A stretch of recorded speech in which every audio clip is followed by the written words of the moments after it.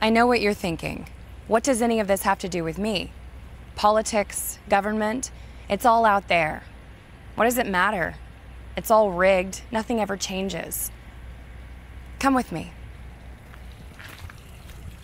So, as I was growing up, education was something very important to me.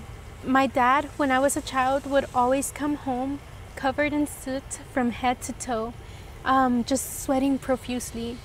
He was an immigrant worker that worked at a metal foundry, and when he would arrive, he would come and he would give all of us children a huge hug and tell us that that's not the life that he wanted for us. He would say that education was the way that we could like better prepare ourselves, that we could create opportunity for ourselves. Later, when I was going to high school, I actually ended up going to the School for the Talented and Gifted, which is one of the top schools in the nation. But once I reached junior year, all my peers were applying to college, and I just wasn't, because I knew that my family just didn't have the money to get me there. It sounds like there was a real pivotal moment when you were a junior in high school, realizing everybody's applying. And where were you in that? At some point, my English professor kind of like came by and he was like, "Hey, so what are you doing?" And that's when I broke down.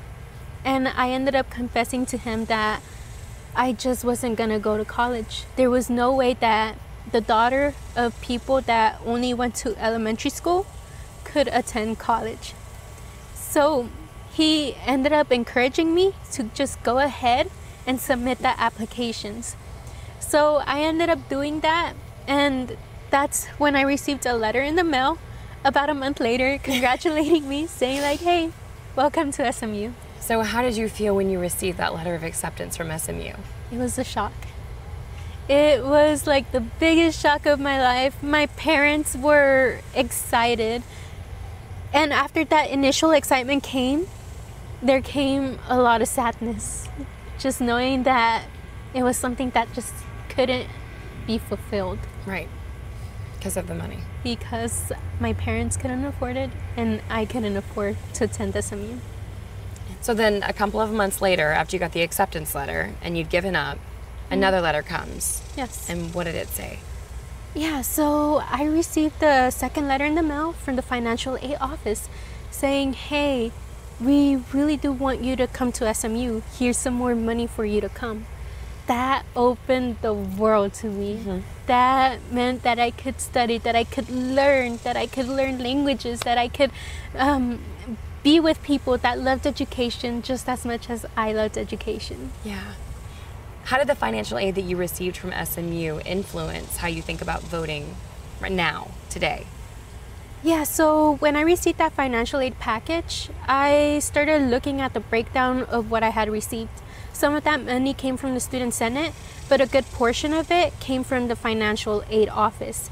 And that money was federal money. Funds that were allocated by the people that we voted and put into government to go towards people's education. So to me, at that moment, that's when voting became a reality. That's when voting became something that affected me in my daily life. So how did you feel about voting and politics when you were in high school? To me, voting when I was in high school was something very unimportant. It was something that old people with a lot of time did. I had no clue as to the process. I had no idea how to register to vote or how to even find my polling location, how to figure out if I was registered or not. So to me, voting was something very far away, something very distant, something that just didn't have anything to do with me. So are you passionate now about telling people how to vote and how to register and things like that? Yes, it's actually one of the things that's very close to my heart. I like helping people find their voice, and to me, it's very important to let people know that voting is not this really long and arduous process, but that it's very simple to just get registered, and it's very simple to find your locations to go vote. And yeah. It doesn't really take that much time. What does your future look like today? Yes. So now I have more possibilities. By going through college, I was able to attain skills that I otherwise would not have been able to attain. I can speak 7 languages. What? Yes. And I am looking forward to using those skills that I attained and helping others. So to me, that's what education means. To me, that's what this opportunity given to me by the federal government means. It means helping others too. Thank you. Yeah, for sure. Thank you for sharing your story. 250 years ago, 56 people signed the Declaration of Independence in protest. A country was born. After 130 years of protest, American women in 1919 still couldn't vote. In 1920, they could. And we did.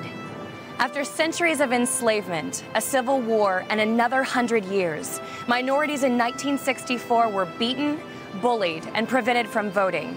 In 1965, that changed. And now minorities are a majority in many Texas cities. What about you? What are you doing? What can you do?